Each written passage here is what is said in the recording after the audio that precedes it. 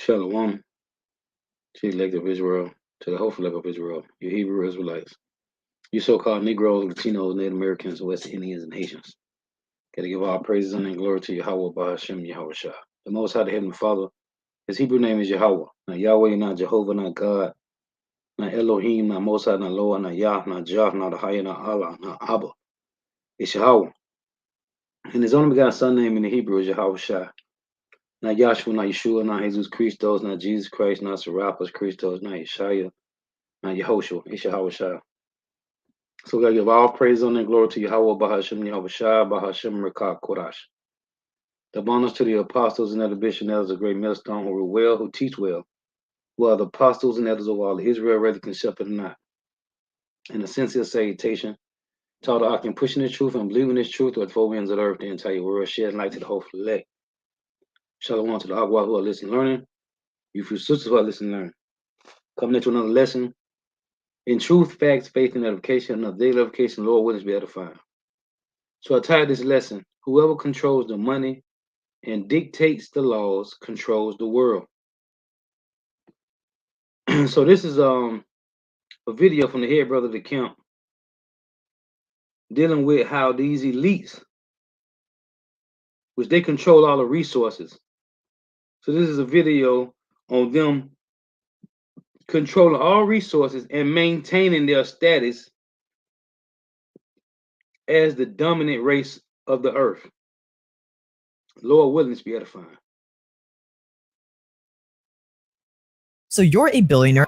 Salakia, turn his volume down.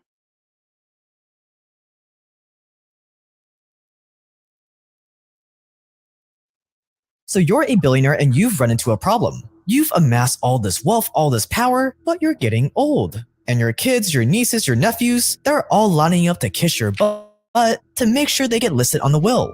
But your family doesn't know anything about money. They didn't have to grind it out like you did. Everything was given to them. So if you leave any money to them, they are gonna squander it. No, seriously, a staggering 70%. And Esau, Edom, the so-called white man, everything was given to him. Job 9:24, the Lord said the earth was given into the hand of the wicked. They didn't earn nothing they got. The elites, the Rothschilds and Oppenheimers and the Rockefellers, DuPonts, the Gettys, the Vanderbilts, the Waltons, they didn't earn anything. It was given to them. 80% of wealthy families lose their wealth by the next generation, with 90% losing it by the generation after that. 2 generations. That is all it takes for all your wealth, all your hard work, the empire you've built to go circling down the drain. And Solomon mentioned that in Ecclesiastes. He said he had gained everything, wisdom, knowledge, and understanding of the Lord. He had all the gold and silver, but he said, he mentioned that what if he had to leave it to a wicked son? What's going to happen? They showing you that by the second generation, the money gonna be gone. Let's play this again. Let's play this again. So you're a billionaire and you've run into a problem. You've amassed all this wealth, all this power, but you're getting old. And your kids, your nieces, your nephews, they're all lining up to kiss your butt to make sure they get listed on the will. But your family doesn't know anything about money. They didn't have to grind it out like you did. Everything was given to them. So if you leave any money to them, they are gonna squander it. No, seriously, a staggering 70% of wealthy families lose their wealth by the next generation, with 90% losing it by the generation after that. 2 generations. That is all it takes for all your wealth, all your hard work, the empire you've built to go circling down the drain. You cannot let that happen. But lucky for you, ultra-wealthy dynasties have already figured out how to solve this problem, and at the center of it all are the Rockefellers, who after 80 years since his death, 7 generations later, John D. Rockefeller's family is still standing as one of the wealthiest families on Earth. How wealthy? Well, no one knows, because they're just that good at hiding it. And in this video, we are gonna expose it all. Trusts, family foundations, family offices, and a super clever tactic that not many people know about. Stay dangerous, this is how the rich get richer, and this is definitely not financial advice.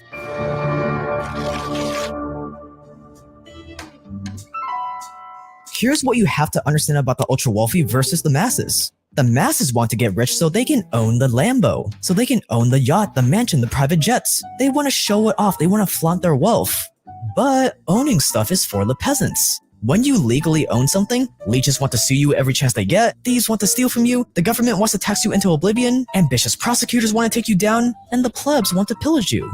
That is why the ultra-wealthy do not want to own stuff, because owning stuff sucks. Instead, what you want to do is have control over your assets as if you owned it, without actually owning it. You want to live in the penthouse on Billionaires Row without it being tied to your name. You want to sell your mega yacht without it being under your name. Just ask the Russian oligarchs if they agree. The key is control, not ownership. You want to be able to do everything you can with the thing as if you owned it without having your name on the papers. Because when you have ownership, taxes follow you and liability follows you. And also sometimes fame follows you. And so those three things could be problematic. And the people that are really wealthy want control, but they don't necessarily want the liability that comes with ownership. And they don't necessarily want the taxation that files title and ownership. And so many of the wealthiest people in the world, we don't even know their names because they have a ton of control, but their names are not personally on a lot of assets and wealth. And that's really the name of the game. This is my friend Caleb, by the way, with Better Wealth.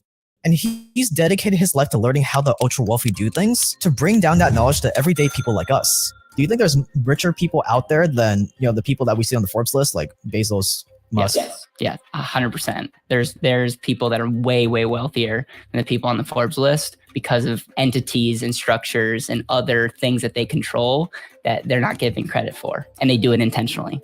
But how do you control something without owning it? Simple. The elite have created certain entities. They've created certain tools that give you all the control you want, while technically on paper, you're as broke as the beggar on the streets. And the first tool that families like the Rockefellers use is called a trust.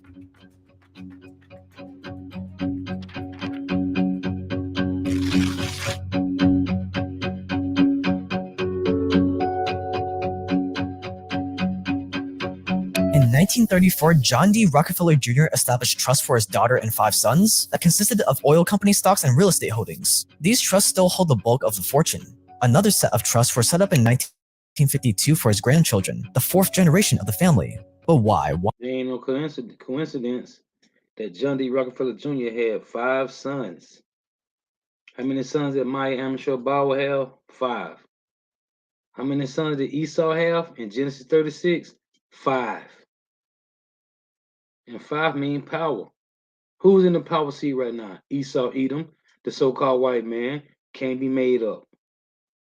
Why trust? Think of a trust like a corporation, but for your family. You put your money and real estate and businesses into this trust, and once the money is in the trust, you can invest that money however you want. You get to set the rules for what happens to your money when you die. But most importantly, just like a corporation, once you put money in the trust, you do not own it anymore. The trust owns that money. You and the trust are completely separate legal entities. You give up all the ownership of that money, but none of the control.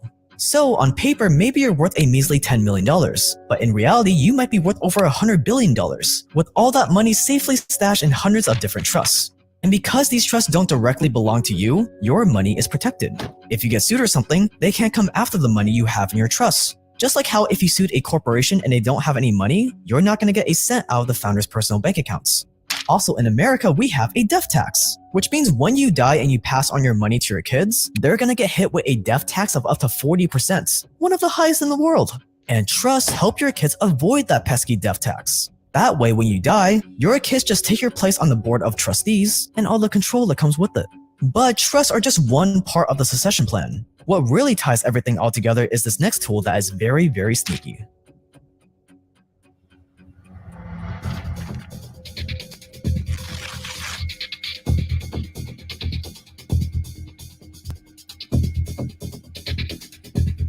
When you hear the word life insurance, it conjures up images like this. And for the average pleb, life insurance is exactly that. But for the ultra wealthy, life insurance is this insanely powerful tool that they keep under wraps. There's a reason why the Rockefeller family has their own life insurance company, the Rockefeller Insurance Company. That's because for the ultra wealthy, they use life insurance as kind of like a bank account, but not just any ordinary bank account. They use life insurance as kind of like a super bank account that can be used to invest tax-free. It sounds weird, but this is because all life insurance is a contract. A contract that has some very nice tax benefits. Because politicians don't want to tax the poor widow that just lost her husband.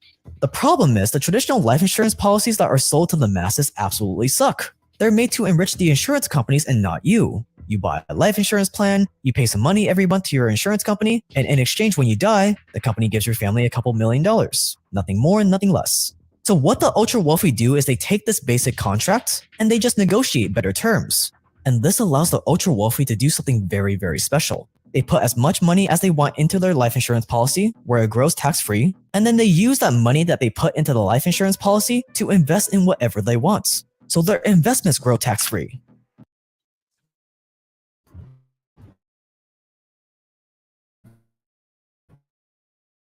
Most people have no clue that in 2023, the best way to make money, I'm a physical.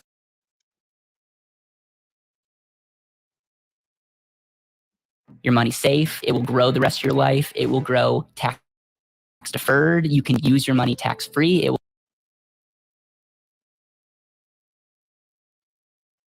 Salakia.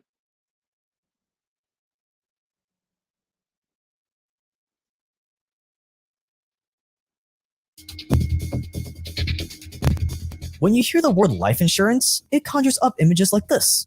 And for the average pleb, life insurance is exactly that. But for the ultra wealthy, life insurance is this insanely powerful tool that they keep under wraps. There's a reason why the Rockefeller family has their own life insurance company, the Rockefeller Insurance Company. That's because for the ultra wealthy, they use life insurance as kind of like a bank account, but not just any ordinary bank account. They use life insurance as kind of like a super bank account that can be used to invest tax-free. It sounds weird, but this is because all life insurance is a contract that has some very nice tax benefits. Because politicians don't want to tax the poor widow that just lost her husband. The problem is the traditional life insurance policies that are sold to the masses absolutely suck. They're made to enrich the insurance companies and not you. You buy a life insurance plan, you pay some money every month to your insurance company, and in exchange when you die, the company gives your family a couple $1,000,000. Nothing more and nothing less. So what the ultra wealthy do is they take this basic contract and they just negotiate better terms.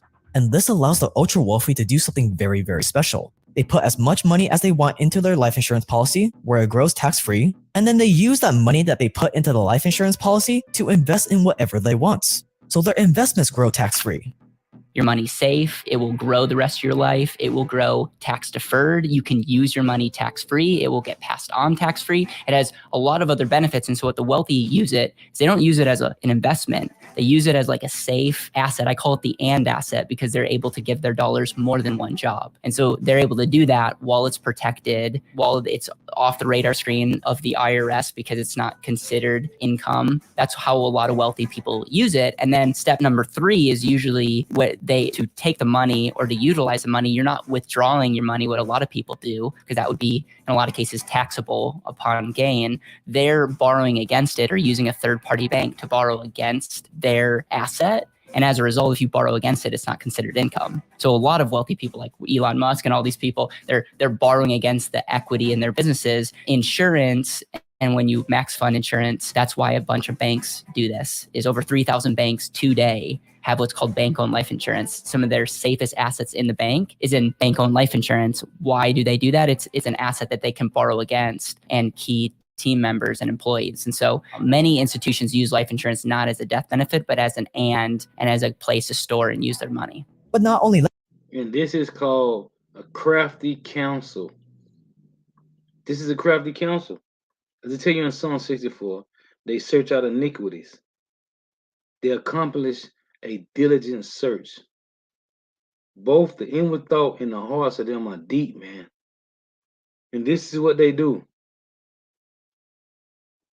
That, just like a trust, the money that the rich put in their life insurance policies are also protected from creditors and legal penalties. But where things get really crazy is when the rich start borrowing money against their own life insurance policy, and then they use that money to invest in more assets. So basically what rich people do is they put, let's say, $1 million into their insurance policy, and that money in their insurance policy, they invest it into like the stock market or something, and it returns 7%.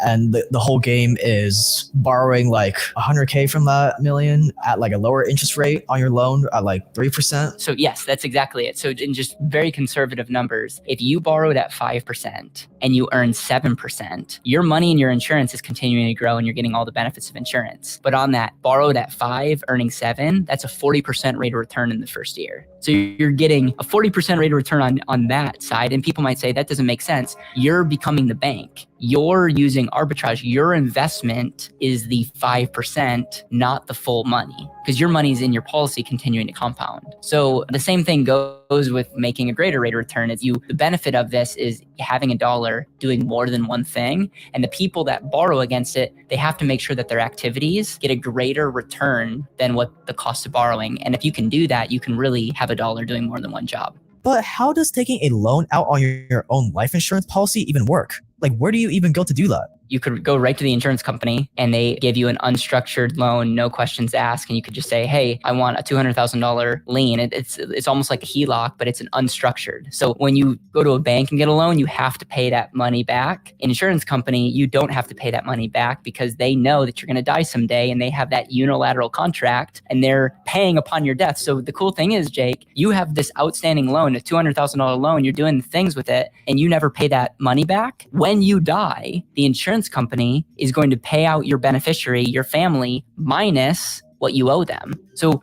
insurance is one of the only institutions that doesn't require you to have to pay back that loan because they're hedging both sides. They're hedging your mortality and they're also hedging interest rate. And because they're a lifelong contract commitment, they're going to last a lot longer than we live. They can play the ultimate long game. And so we call these loans, but they're just a more efficient way to use money. And you can decide if you want to pay them back because it's either going to come out of your legacy. Yeah, it's either going to come out of your legacy or out of your pocket while you're alive. Makes sense. And who controls the insurance companies? So for the elites, it's a gain. It ain't no loss. But this is that crafty counselor, Esau Edom, the so-called white man. And so when you say unstructured, that means that there's no like repayment terms. Like I don't have to. You decide. Yeah. Unstructured means you decide when you pay them, if you pay them, how much interest you pay them, and you're really in control because you are the owner of that contract. But where it really ties everything back together is that when your kids die, you set it up so that the money that gets paid from their life insurance policy goes right back into the family trust. When kids are born into the Rockefeller family, they buy a bunch of life insurance on them. And obviously the kids are able to buy things and, continue to spend. But at the end of the day, when they die, they have a massive death benefit that goes back to the trust, replenishing the trust on what they spent during their life. So the way that a lot of people can incorporate something like this in their own life is each generation has life insurance and they have what's called max funded life insurance. And so they're using it for like a bank and they're using it to buy other things. And maybe some of them have outstanding loans. Well, what happens when the next generation dies and the death benefit gets paid? That death benefit can ultimately pay back your outstanding loan and you're getting all the benefits of compounding. So we call this the waterfall effect because if every generation had life insurance, you're almost guaranteeing every generation is going to be better off no matter what decisions they make during their life. Because they're ultimately upon their death will reset the trust or the family fund, all while giving you control and access to use and invest all while you're alive. And when Caleb realized that the ultra wealthy were doing all of this, he knew that he had to share it with the rest of us. So you can think about this from a standpoint of from day one, you have safety, it's easily accessible, you have great growth rate, you're able to use it. There's built-in guarantees and you're compounding your money tax-free. That gives you options for the future. And you have protections, whether you die or you get really sick before. All that time, you have an asset that's continuing to compound for you. No other asset, no other paper asset gives you anywhere near those benefits, all while giving you control to do what you want with your money. That's what for me was like, oh, from day one, I can control my money and invest it and use it for whatever I want. And I get all the benefits. That for me was like, okay, more people need to hear about this because we haven't been told the truth as it relates to the power of this asset.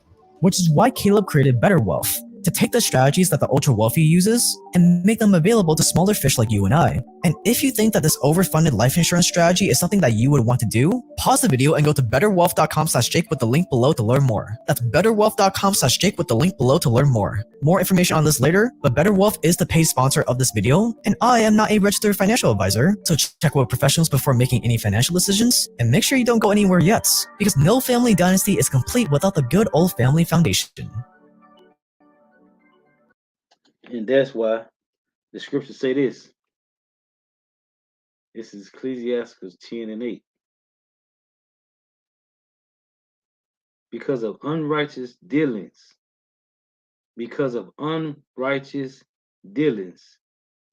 injuries and riches gotten by deceit, the kingdom is translated from one people to another.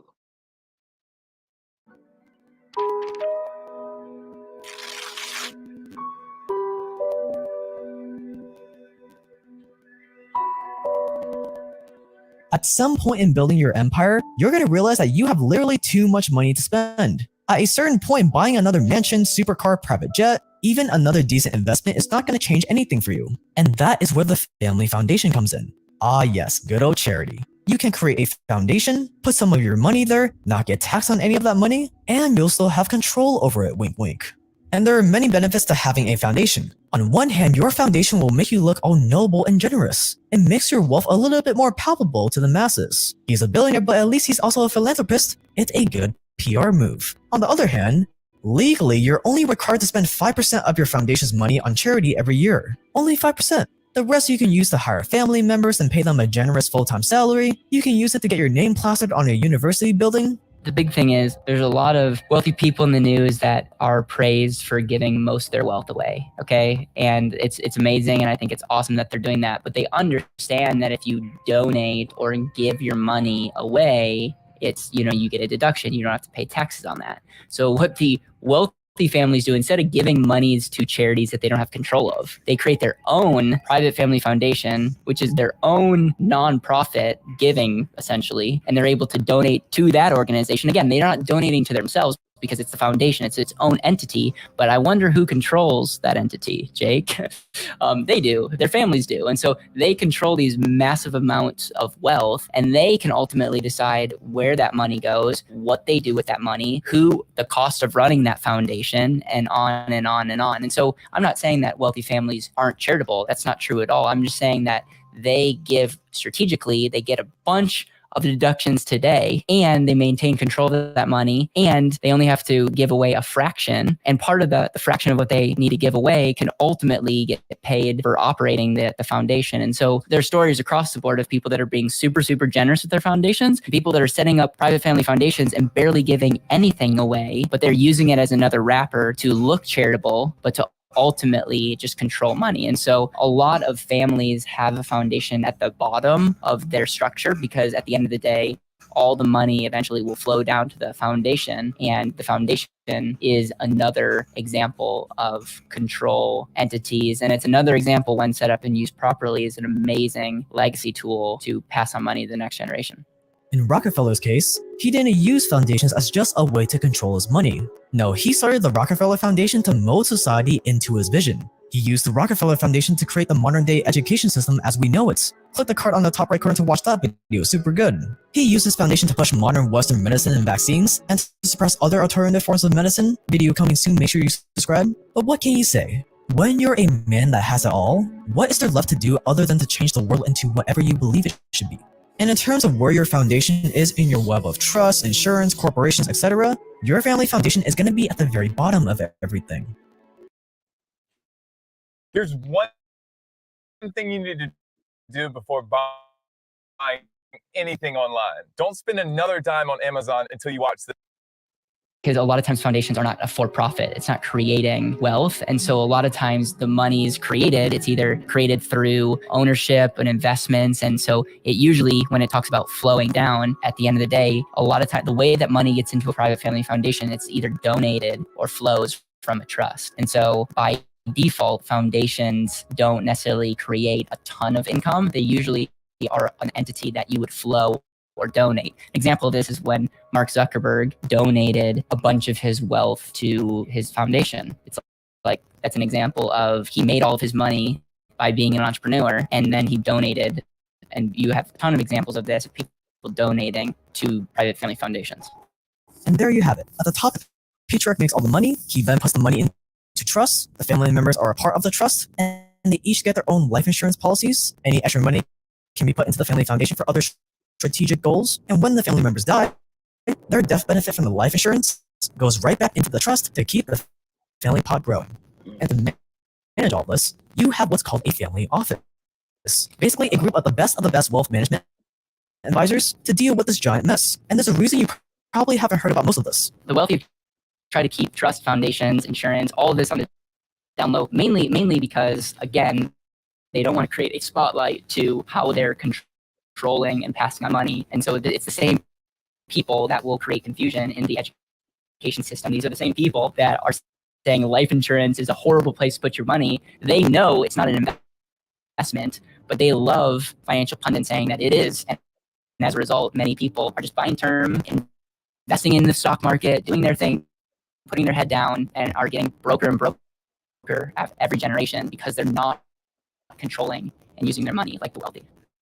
So one of the biggest reasons most people are not talking about this life insurance, even in our industry, is the majority of people are not incentivized to do the right thing. So the reason why majority of life insurance policies are not set up like what I've been sharing with you is it comes down to compensation and commission. We get paid about 1/10 of what a typical life insurance person would get paid for setting up a policy. The reason for that is we're trying to keep the policy as flexible and as overfunded as possible, and we get paid on what's called the base premium. And really the secret behind this is getting the base as small as possible and using other ways to front load and finance the policy. And so number one, the ultra wealthy don't want you to know this because they've been using these strategies for years upon years. But then a lot of the people in our space don't necessarily want you to know about this because they're making a lot of money selling typical life insurance policies for estate planning. And so the reason we're able to do this is we play the long game, and we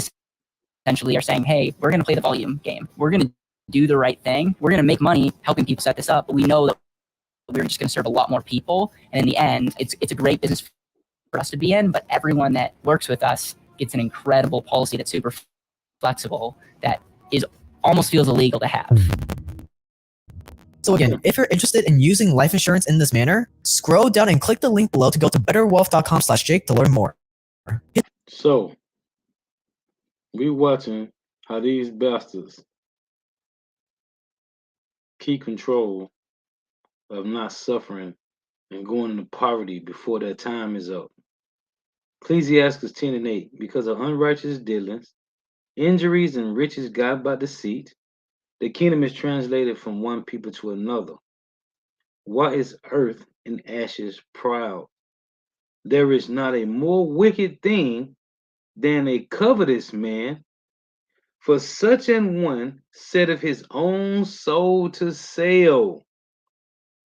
Because while he liveth, he casteth away his bowels. This is what we're dealing with. Esau Edom, the so-called white man.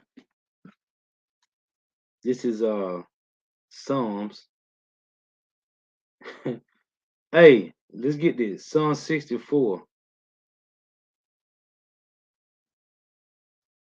and 5, it reads, they encourage themselves in an evil matter. They commune of land snares privily. They say, who shall see them? They search out iniquities. They accomplish a diligent search. Both the inward thought of every one of them and the heart is deep. This is Psalms 49. This is what they do, man. This is what they do behind the scenes. Psalm 49:6. They trust in their wealth. They trust in their wealth and boast themselves in the multitude of their riches. None of them can by any means redeem his brother, nor give to God a ransom for him. This is verse 11. Their inward thoughts is that their houses shall continue forever, and their dwelling place to all generations. They call their lands after their own names. Nevertheless, man being in honor abideth not, he is like the beast that perisheth. This their way is their folly. What they're doing, this is folly. Yet their prosperity approveth their sins, them being the wicked. This is Psalm 17. This is what these bastards do to keep their money flowing. They control all the resources. They don't have to do this. They control all the earth was given to the hand of Esau Edom, the so-called white man. They don't have to do this, but this is what they do behind the scenes. Psalm 17 and 13. Arise, O Yahweh, disappoint him, cast him down, deliver my soul from the wicked, which is thy sword, from men which are thy hand, O Yahweh, from men of the world, which have their portion in this life, in whose belly thou fillest with thy hid treasures. They are full of children, and leave the rest of their substance to their babe. This is what they're doing, man. Politicking with the money. This is Job 21 and 7.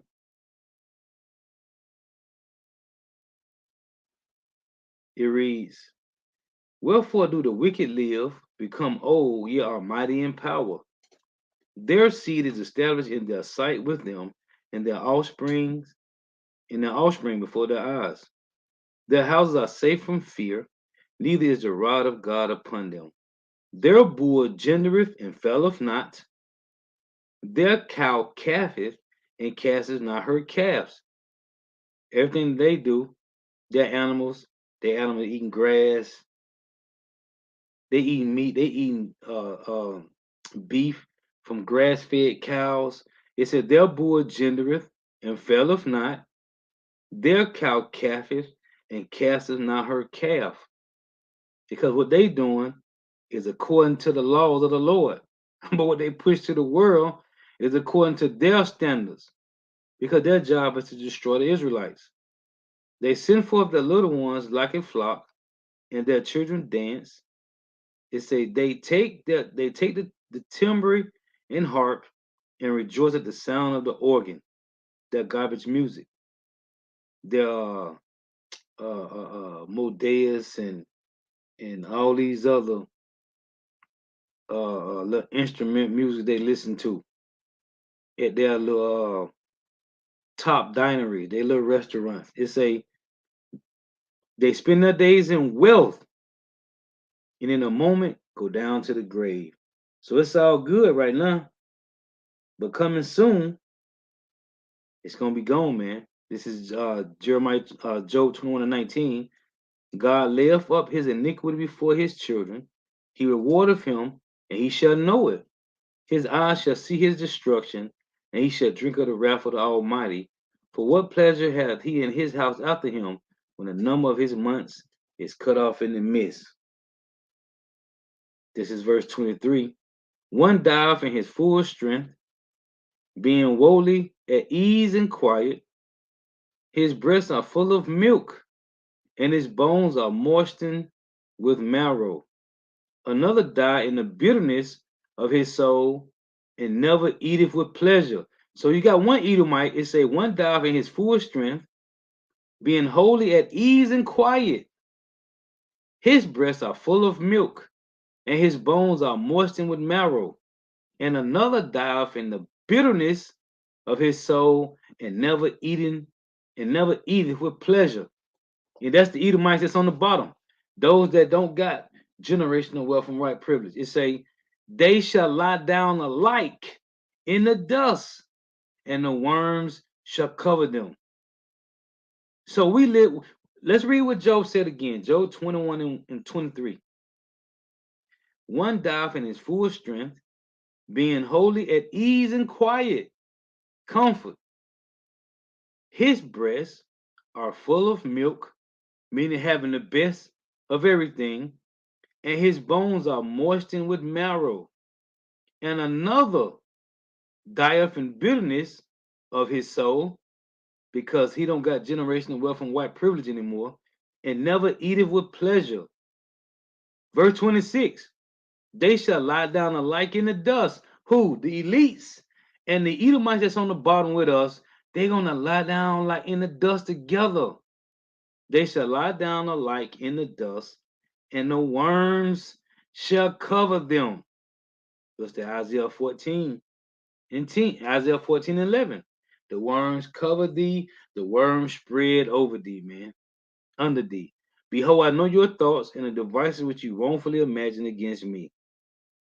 So we are watching these bastards do this to their own people. We under the curses. We under the curses. So what they doing, they are doing it to their own people. King David didn't do this to Israel. Solomon didn't do this to Israel. Joshua didn't do this to Israel. Moses. All Israel ate. At least they was wicked. So here it is. The elites control all the resources. They ain't putting the ones on the bottom up on this game. And this is on YouTube. So how is it that there are homelessness? I was just watching Elder Malcolm a lesson. The biggest homelessness community right now is in California. He was going to San Francisco with 36, California with 36% of homelessness, man, in America. Homelessness.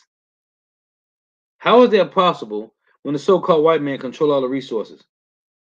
And we keep bringing this out. Let me tell you why. Ecclesiastes 14 in verse 5.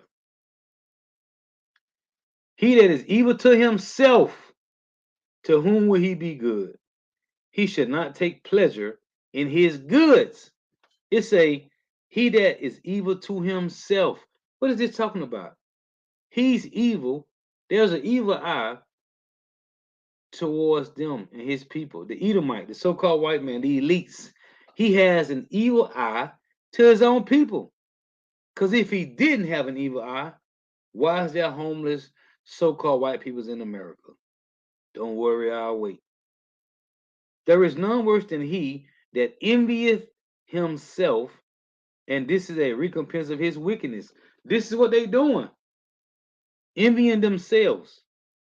And if he doeth good, he doeth it unwillingly, and at the last he will declare his wickedness. So you got some Jake to say, oh, my boss bought me lunch. He gave me an hour break instead of a 30-minute break. And if he doeth good, he doeth it unwillingly, and at the last he will declare his wickedness. The envious man have a wicked eye. He turneth away his face and despiseth men. And this is what he's doing to his own people. A covetous man's eye is not satisfied with his portion.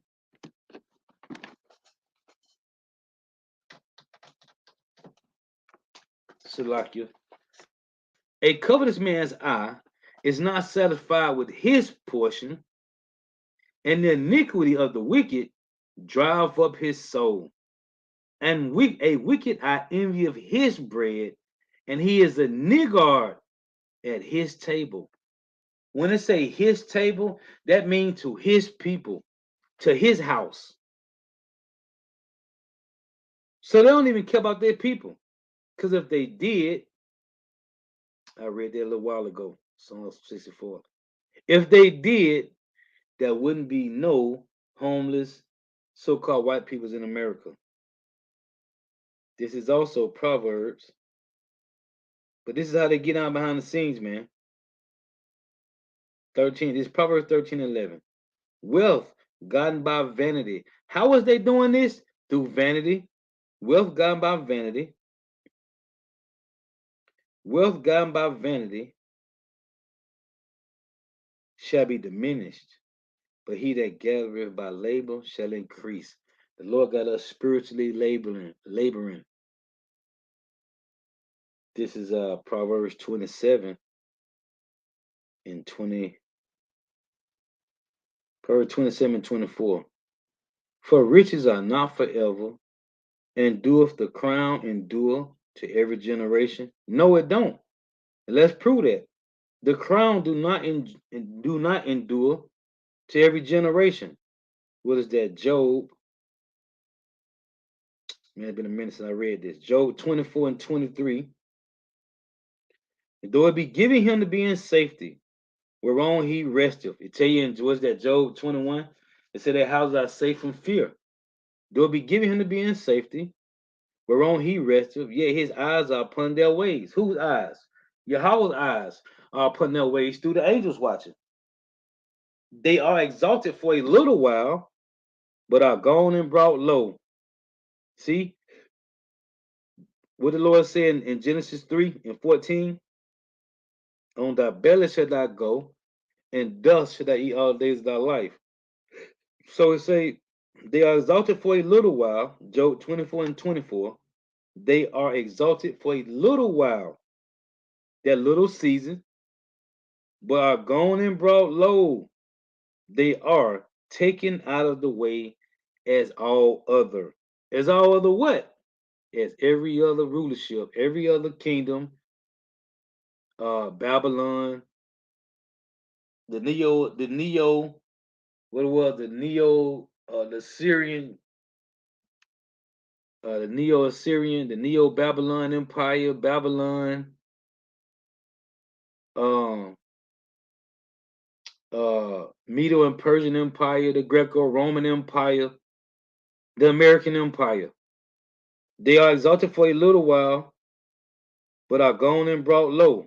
They are taken out of the way as all other, and cut off as the tops of the ears of corn. And if it be not so now, who will make me a liar and make my speech nothing worth? So the Lord said in Proverbs 27 and 24, let's read again. For riches are not forever, and doeth the crown endure to every generation? No. But this is the thoughts that they have. The thought, what it said in Psalm 49:11. Their inward thoughts is that their houses shall continue forever. But we are watching the Lord cut Esau, Edom, the so-called white man, off. This is Job 27 and 8. It reads, for what is the hope of the hypocrite, though he have gained, when God taketh away his soul? Job 27 and 8. For what is the hope of the hypocrite, though he hath gained? And they gain everything on this side. They control all the resources. When God taketh away his soul, he got it all. That's why Solomon said this in Ecclesiastes 10 and 5. It reads, there is an evil which I have seen under the sun, as an error which proceeded from the ruler. Folly is set in great dignity, and the rich sit in low place. There is an error, there is an evil which I have seen under the sun. And what the Lord said in Proverbs 16 and 5, he created the wicked for the day of evil. Esau, Edom, the so-called white man. Ecclesiastes 10 and 5, there is an evil which I have seen under the sun, as an error which proceeded from the ruler. Because the so-called white man aren't supposed to be in rulership, man. Folly is set in great dignity, and the rich sit in low place. This is Ecclesiastes 7 and 11. Wisdom is good with an inheritance. Okay, Proverbs 16 and 4. The water. Wisdom is good with an inheritance, and by it there is profit to them that see the sun. What does it mean to see the sun? The truth, the light has shined on you. Isaiah 9 and 2. They that walk in darkness have seen a great light. In the shadow of death, upon them have the light shined. For wisdom is good with an inheritance, and by it there is profit to them that see the sun. For wisdom is a defense, and money is a defense. But the excellency of wisdom is that wisdom giveth life to them that have it. It's the wisdom. What's to tell you in Isaiah 33 and 6? Wisdom and knowledge shall be the stability of our times. Not money, not gold and silver, but they that trust in their wealth, right? Proverbs 11 and 3. Proverbs 11 and 4. Riches profit not in the day of wrath, but righteousness delivereth from death. The scriptures say money answereth all things. But without the wisdom of Yahweh Shema Shah, you're gonna perish, man. So yeah, the brother had showed me this clip, and I'm like, man, this is how Esau do. You can go borrow money from the insurance, and they flipping it. But the insurance company think you're gonna wind up dying, so they don't gotta pay you back that much, as the policies say. But then you wind up flip the money, you pay them back, you get to borrow more money, and this is what Esau do. But who controls the insurance companies? Esau, Edom, so-called white man. So this is another gimmick to get Jake to get caught up in this madness. That's what it is at the end of the day. To get some dumb heathens and some dumb bug-out Israelites to get caught up in this madness, man. Now let me show you this. Because let me show you this. Let me pull this up. Bear with me. Let me show you this clip from I'm just gonna play a little bit of this. Ain't gonna play much.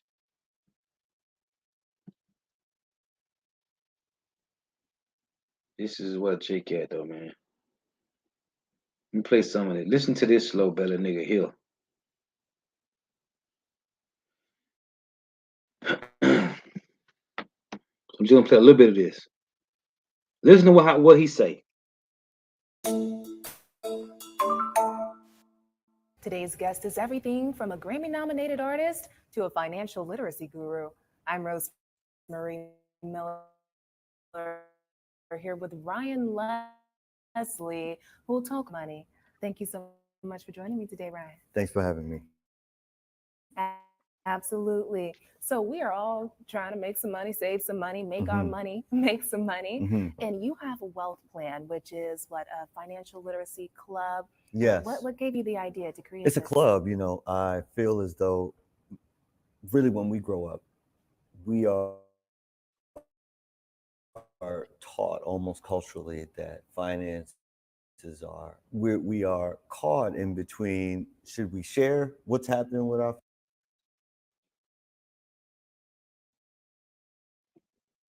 finances? Should we keep it a secret? I know for me growing up, it was, hey, you don't talk about how much you make. You don't talk about how much you have saved. What I found though is that when you can make the journey a collective journey, the pathway to, let's call it, understanding what's actually happening, to have a support, we have a community of folks that are concerned and have some care and consideration for your financial well-being. This can really make a massive difference in the achievement of, let's call it, exponential compounding. So that's really what the premise of Wealth Plan was, always the fact that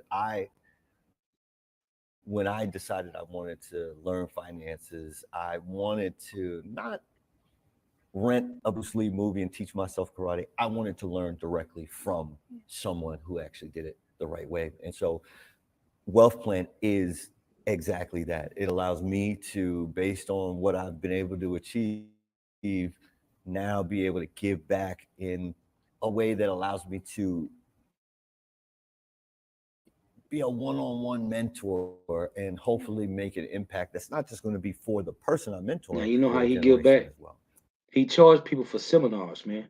Because he ain't giving back the wealth that he said he got for free. He charging you for seminars.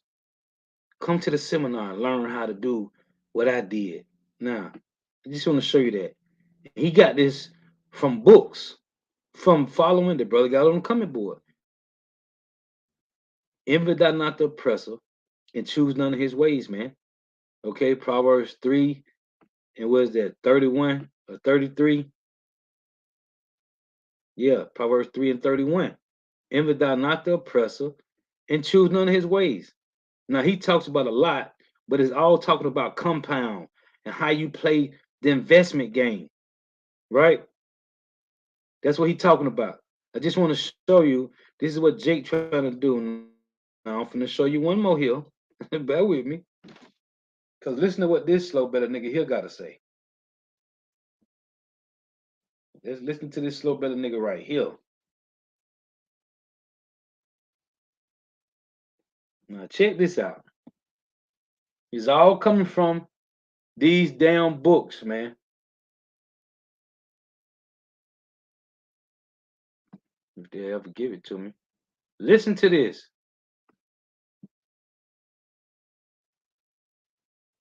I just want to play a few seconds of this garbage. Listen to this.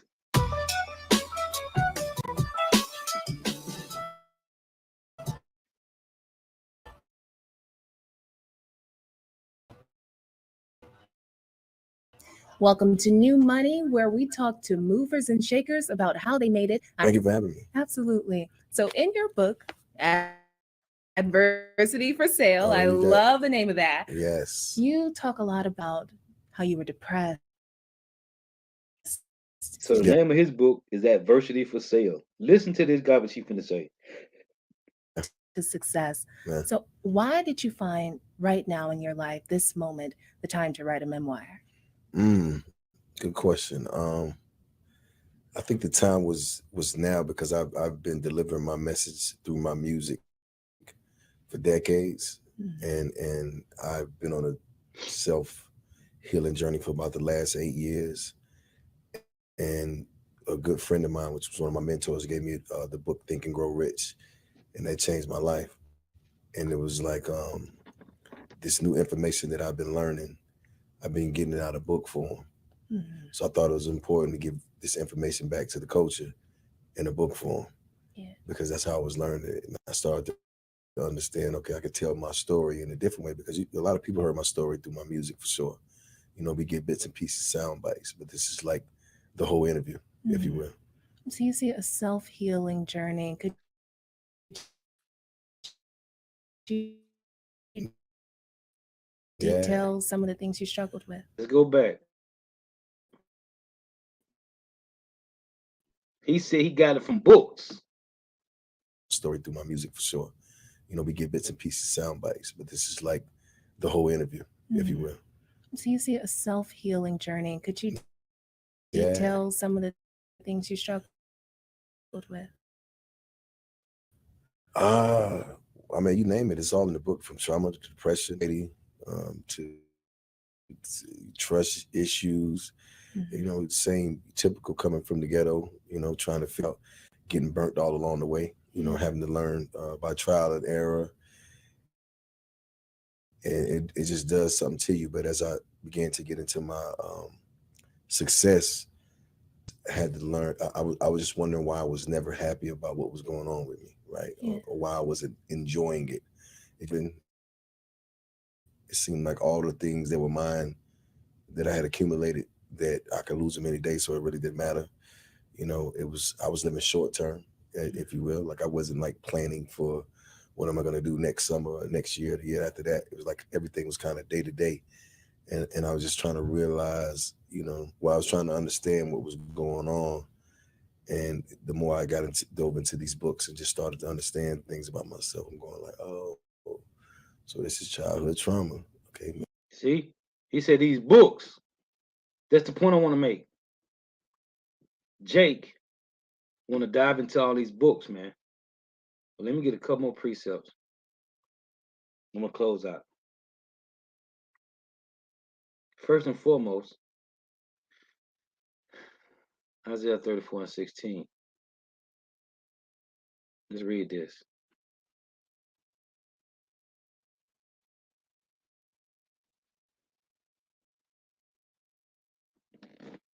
And it reads. That's just what Jake do. They start learning about the Hebrew Israelites, and they go into all these other books. Talking about those that's supposed to be in the truth. Well, the same difference for so better than 2/3 niggas that make it, allegedly. They dive into all these other books. Isaiah 34:16 reads, Seek ye out the book of Yahweh and read. No one of these shall fail. What? The prophecies, the scriptures, because this is the comforter. None shall want her mate. Meaning there's no other book that you can compare to the Bible. For my mouth it had commanded, and his spirit it have gathered them. Ecclesiastes. See, when you follow the ways of Esau, even the so-called white man, that's what you do. You dive into his ways of life. Well, the Lord has reactivated the remnant to revert back to Yahweh Shema Shah, the mind of the Heavenly Father Yahweh, through his only begotten Son Yahweh Shah. Ecclesiastes 12:12. And further by these, my son, be admonished of making many books. There is no end, and much study is a weariness to the flesh. This is not reading the scriptures. It's a weariness to the flesh when you dive into all these other books, man. Joshua.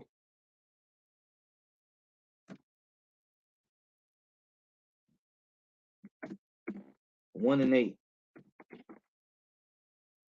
It reads, this book of the law shall not depart out of thy mouth, but thou shalt meditate therein day and night, that thou mayest observe to do according to all that is written therein. For then thou shalt make thy way prosperous, and then thou shalt have good success. Isaiah 48:17. It reads,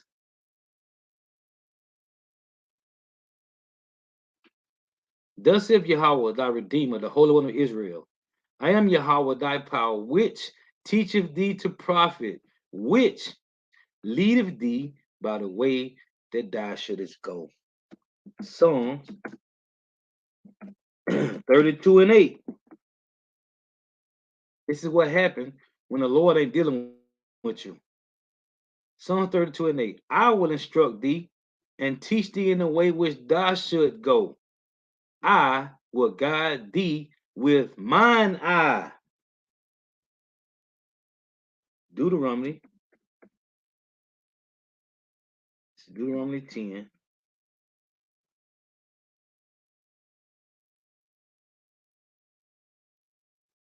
Let's get this.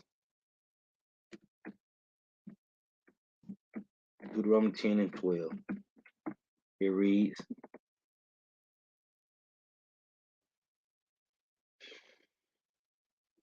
and now, Israel, what doeth Yahweh thy God require of thee, but to fear Yahweh thy God, to walk in all his ways, and to love him, and to serve Yahweh thy power with all thine heart and with all thine soul. When you go into all these other books, this is what happened. Maybe I need to talk to somebody about that. Oh, this is anxiety journey, and for me, it was more so like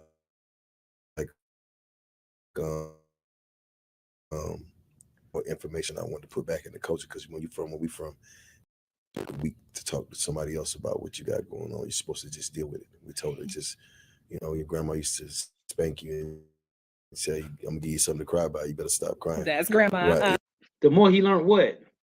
What did he learn? The brother put on comment board. Let's read it again. Proverbs 3:31. Envy thou not the oppressor, and choose none of his ways. And we always learn the ways of Esau, eating the so-called white man. But then the Lord reactivated you to reality, to what's real, to what's important in life. And it's not following the ways of the so-called white man. The Lord, it was that Exodus 23:32. It said, make no covenant with them, nor with their gods, man. Anyway, I just want to make some points on this. Lord was edifying. Gotta give all praise, honor, and glory to Yahweh, Bahashem, Yahweh Shai, Bahashem, Rekah, Kodash. Double honors to the apostles and the bishop, the great millstone, rule well, who teach well. Well, the apostles, Nezah, all Israel, whether accepted or not. In the sense of salutation to all doctrine, pushing this truth and believing this truth with the four winds of the earth, the entire world, shedding light to the hopeful elect, shalom to the upworth who are listening and learning. If your sisters who are listening and learning, to all for tuning in. May Yahweh Shema shall continue to bless you in your houses. 8, throughout for the precepts. Let me read this. Proverbs 4:16, it reads, Kazak ban Yahweh. For they sleep not, they said they have done mischief, and their sleep is taken away unless they cause some to fall. Esau eating a so-called white man with his crafty counsels. Yep, so Isaiah 10:1. Woe to him that decree unrighteous decrees, and that right grievousness which they have prescribed. But they ain't telling their people, those that's homeless, the Edomites that ain't getting no food, they ain't telling them how to keep flipping that generational wealth. Why not? Because he's a nigga out of his own table, man, and he don't care about his people. Hey, so again, throughout tuning in, may Yahweh Shema shall continue to bless you in your houses. Stay prayed up. May the blessing of election be upon your house. Until next time, I say shalom. Wah, and the reason I came on my backup channel to do this video is only Esau giving me some strikes or something, because I played that video about how the Rothschilds and all the elites flipping their money. Shalom.